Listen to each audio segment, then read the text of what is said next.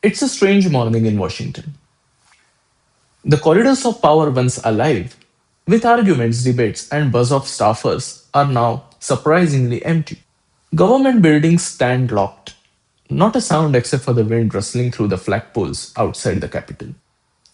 America, the world's largest economy, has come to a halt.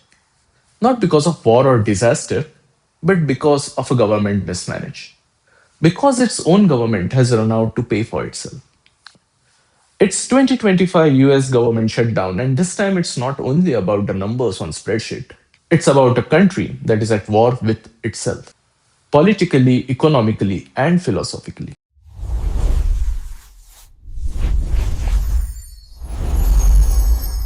Hello everyone and welcome back to Geopolitics Decoded, where we understand geopolitics in simple terms. Today we are diving into one of the biggest political standoffs in recent US history, which is 2025 US government shutdown. What led to this? Who is to blame? And most important, how does it affect not just Americans, but the whole world watching Washington in silence? As Reuters reported, this shutdown can cost American economy billions of dollars each week. But money is not the only part of the story. What's happening in DC right now runs much deeper. A political struggle for power and ideology that threatens the very foundation of American democracy. And to understand that, we have to rewind to the tense weeks that happened before this shutdown.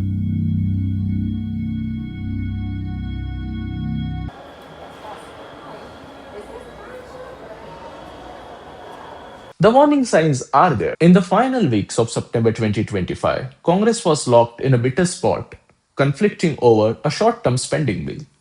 A bill that in normal years would have quietly passed just to keep the government running. But this year, nothing is normal. In the House of Representatives, a group of strong conservative leaders opposed this bill and refused to compromise. They demanded deep spending cuts, targeting social programs, environmental funding, and even Ukraine aid. For them, this was not just about fiscal discipline. Instead, it was about reshaping what they called bloated Washington.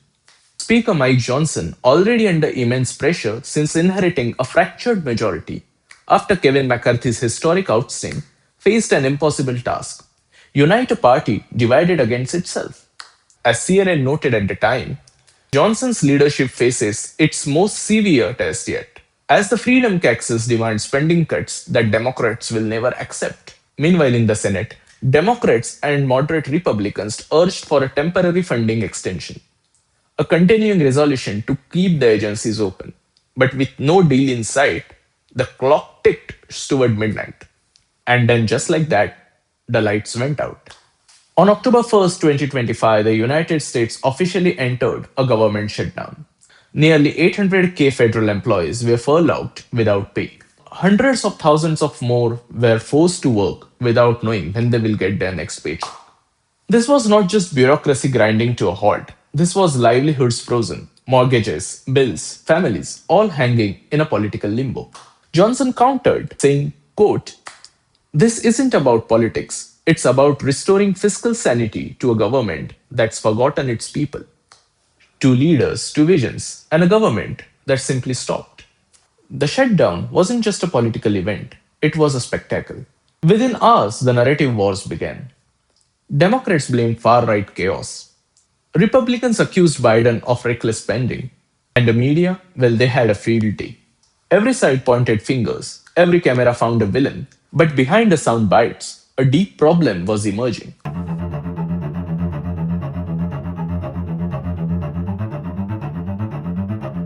America's political system wasn't just divided, it was paralyzed. Neither party could face to lose the face before 2026 midterms. Every vote, every delay, and every statement was a move on a political chessboard. As the Washington Post reported, negotiations collapsed as both parties dug trenches deeper, prioritizing political optics over governance. On day 10 of the government shutdown, Senate Majority Leader John Thune and House Speaker Mike Johnson held a news conference urging Democrats to pass the government funding bill. Speaker Johnson's political leadership came under fire from within its own ranks. Moderate Republicans accused him of sacrificing governance for the sake of ideology. Meanwhile, the far right bloc threatened to remove him if he compromised. Morning. Leader Chuck Schumer may think that every day that goes by, the shutdown gets better for the political prospects of the Democrats, but every day that it goes by, it gets a lot worse for the American people. Now, Democrats, senators might start to feel that a little bit personally when they try to fly out of airports and you see some of the impacts that are already occurring with respect to TSA and air traffic control. And families around the country are already seeing the impacts, and it's about to get a whole lot worse. Because we just needed 5 more votes, 5 more Democrat votes that the Democrats wouldn't give us yesterday, the American people are going to miss a lot more and feel a lot more pain and miss a lot more paychecks in the very near future. Across the aisle, Democrats accuse Republicans of holding the economy hostage. And the result? Each passing day of political statements cost American economy approximately $400 million, according to Moody's Analytics. But while Washington argued, it was the ordinary Americans that suffered.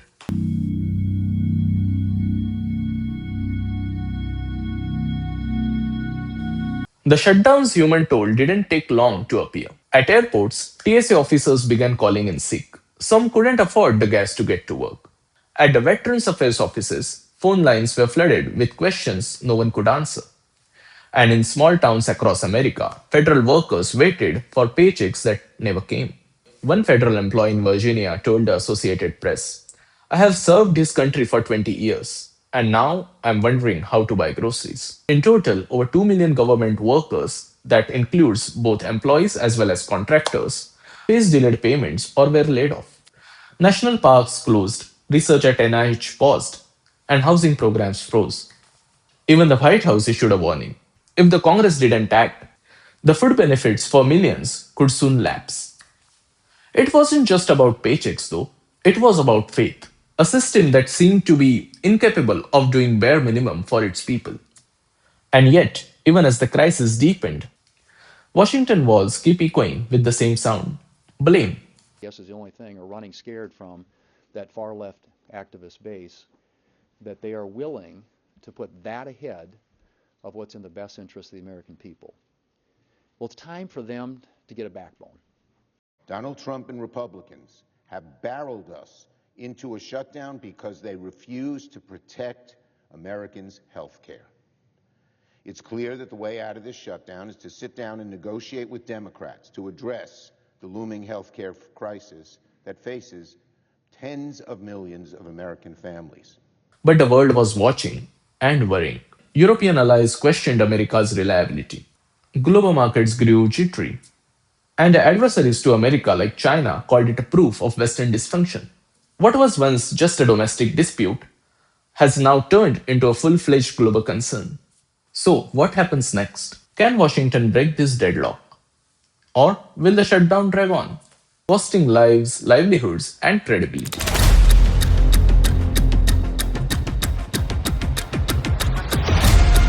As Reuters reported, both sides insist that they are willing to negotiate, but only on their own terms.